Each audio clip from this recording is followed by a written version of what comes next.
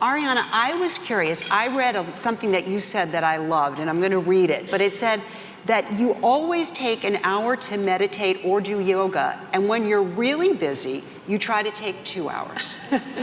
Well, actually, this is something that, in a different form, William Gladstone said when he was Prime Minister of England many decades ago. He said, I pray every day for 1 hour, except when I'm very busy, when I pray for 2. And the point he was making, whether we use prayer or meditation, is that the busier we are, the more we need that centering time, that time to actually be able to connect with our own inner wisdom, strength, and peace, and from that place be much more effective at what we're doing.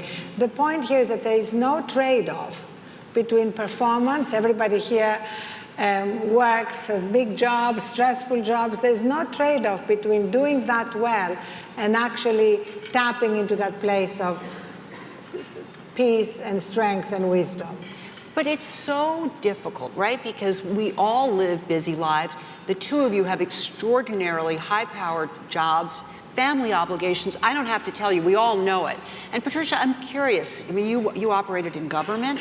You've done a lot of these kinds of demanding jobs. How do you, as Bob says, turn off the gotta, which I've got right now, but how do you turn it off and find the time to do it?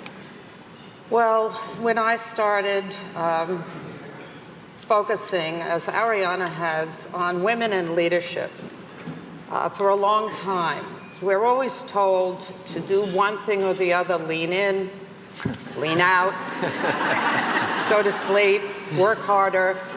And I realized, while a lot of this is great advice, that we're not doing anything for ourselves. We're plugging in our iPhones, but we're not plugging in that internal sort of power, and we're throwing away our power. We're getting distracted, much like Ulysses, you know, and the sirens winding up on the rocks. I'm not going to use any more of those metaphors. But the important thing for me is, in every new job I've had, every new position, like many of you here, the first thing is, how am I going to do this? And I'll be honest with you, I don't know anything about this, but somehow I'm here and doing this job. And in order to do it, in order to tap into your innate leadership abilities, you really have to have that sort of that check in your personal bank. And that's what meditation does. No matter what the situation, I sleep every single night. I'm afraid of saying that because tonight, yeah, exactly. You know, but I really do. I do. And it just infuses you with so much energy. Someone said to me, though, if you have any more energy, you'll be even more obnoxious. But it is something you really have to give it a try. And let me just say one thing. Yeah. I really thought I was the person who would never, ever meditate. I know Arianna a long time. And I thought, this is something for other people who have that calm gene. I'm Italian, I'm from Brooklyn, we don't do calm.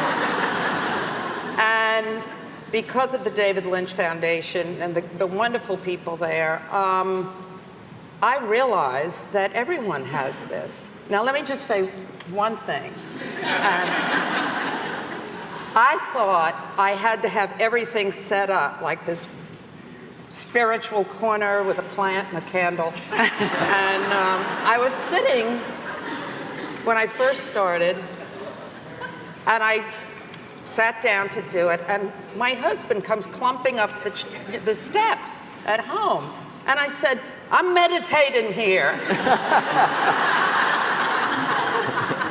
I'm not doing that anymore. That's great. I think what you said about technology, though, is so key, how we've all become better at taking care of our smartphones than taking care of ourselves. You know, I bet practically everybody here knows approximately how much battery remains on your smartphone. And if it gets below 13%, you get anxious and, you know, you look around for a recharging shrine. Well, in a way, I see meditation as my way to recharge that battery and to become better and better at seeing the warning signs when that battery is not recharged. Because, of course, I wasn't always good at that. In fact, I was terrible at that. 8 years ago, I collapsed from sleep deprivation and burnout. And yet, if you had asked me that morning, how are you, I would have said fine. Because being exhausted and being burnt out has become the new normal. But I'm so glad this is primarily women and a few enlightened men, because I really think women will be leading this revolution together with you, Bob, of course. And I think one of the reasons is that the latest research shows that we women are suffering more from stress. Like, it takes a greater toll on our health. Women in stressful jobs, and I'm sure that's everybody in the ballroom and on the stage, have a 40% greater risk of heart disease and a 60% greater risk of diabetes. So ladies, we can't afford to do it the way men have been doing it for decades. We have to do it differently. We have to change it for everybody, and men will be incredibly grateful to us. But the good news here is that I was reading today that many more men than women are buying the Apple Watch. And I think this is a good sign, because the Apple Watch is just a manifestation of everything we're talking about. The constant distractions, the constant buzzing notifications, every time you get an email or a text. And women, I mean, if you look at another study that came out, which I love, from Harvard, they put women by themselves and men by themselves in a room, and they gave them the choice of sitting quiet, they told them 15 minutes, not 20 minutes, without any distractions, no phones, no devices, nothing, or getting electric shock. Is that true? And 67% of men chose electric shock. And the superior sex, women, 25% chose electric shock. But that shows you how disconnected we have become from the ability to just be silent, be quiet, connect with that place in us that Patricia's been talking about. Well, the connected technologies, interestingly, right, they were supposed to be the solution. They were supposed to help, and they've caused so many problems in how you deal with this and how you balance it. But of course, that's a topic, a whole separate topic. But I'm curious from both of you that, Arianna, you wrote a book called Thrive, one of your many books that you have written, where you really start to talk about redefining success. And that takes into account this third metric. Can you talk a little bit about what that third metric is? And both of you, how do we need to redefine success? Well, my beginning of this redefinition actually started when I came to, in my own pool of blood, on the floor of my office, having broken my cheekbone when I fell. That'll do it. That will do it. And I had to literally ask myself, is this what success is? Because while by conventional definitions are successful, can we all agree that by any sane definition, if you come to in your pool of blood and nobody has shot you, you are not successful? So I realized that our definition of success had shrunken down to these two metrics of money and power, which is like trying to sit on a two-legged stool. And the third metric, which includes our well-being, wisdom, wonder, and giving, had really not been part of our lives. And for me, meditating is one of the most direct ways, as well as sleep, of course, to reconnect with that. And just one more thing, as parents, I feel the greatest gift we can give to our children is something that will help them cope through whatever challenges face them, even after we're no longer here. And for me, there is nothing like that tool of being able to reconnect with your own source of strength. So, Patricia, same kind of question to you but how do you incorporate meditation into your life, given the demands that are coming at you constantly?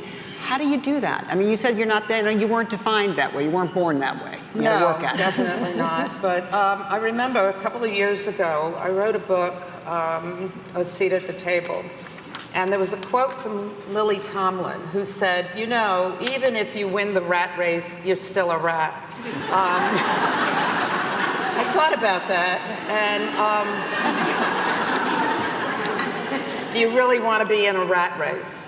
And the other part, which goes way back, as I said, when I was graduating from PS 99 in Brooklyn, New York, and I was 12, 13, and my teacher wrote in my book, "To thine own self be true." And at that point, I didn't know I had an own self, and I really didn't know what it meant to be true, but it stuck with me. And over the years, I kept coming back to that quote, what does it mean to be true to yourself?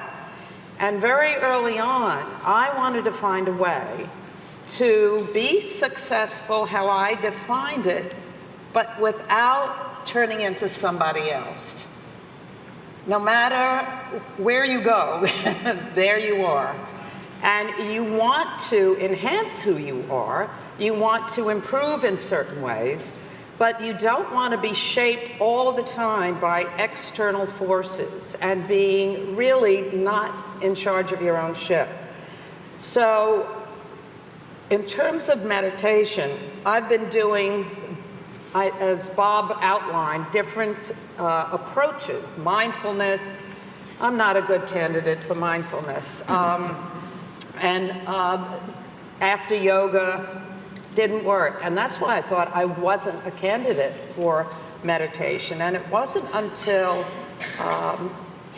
doing transcendental meditation that it wasn't a question of how do I find the time.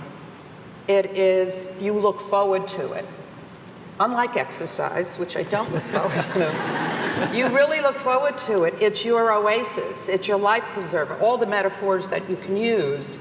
And it strengthens you. And especially, as Arianna said, and I've known Arianna for a long time, and I do have to say, especially since your daughters are here, this is someone who's managed to be extremely successful, but is such a great mom as well. And I remember meeting your sister in Greece. Your sister, the whole family is amazing, and your mother as well. So I think you address these things in an authentic way because you want to be authentic in your life. So it's not a question of how do you fit it in. That's the wrong approach. You really, how do you not put it there front and center? Then you fit everything else around it. All right. On that note, thank you so much. Thank you. Patricia Harrison. Thank you very much. And Arianna Huffington. Yeah, no, I'm good. He said, I pray every day for 1 hour, except when I'm very busy, when I pray for 2.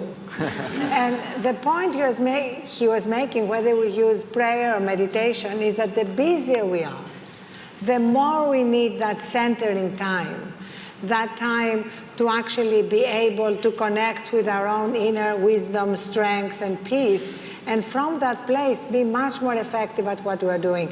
The point here is that there is no trade-off between performance. Everybody here works, has big jobs, stressful jobs. There's no trade-off between doing that well and actually tapping into that place of peace and strength and wisdom. But it's so difficult, right? Because we all live busy lives. The two of you have extraordinarily... Arianna has on women in leadership for a long time. We're always told to do one thing or the other, lean in, lean out, go to sleep, work harder. And I realized, while a lot of this is great advice, that we're not doing anything for ourselves. We're plugging in our iPhones, but we're not. High-powered jobs, family obligations, I don't have to tell you, we all know it.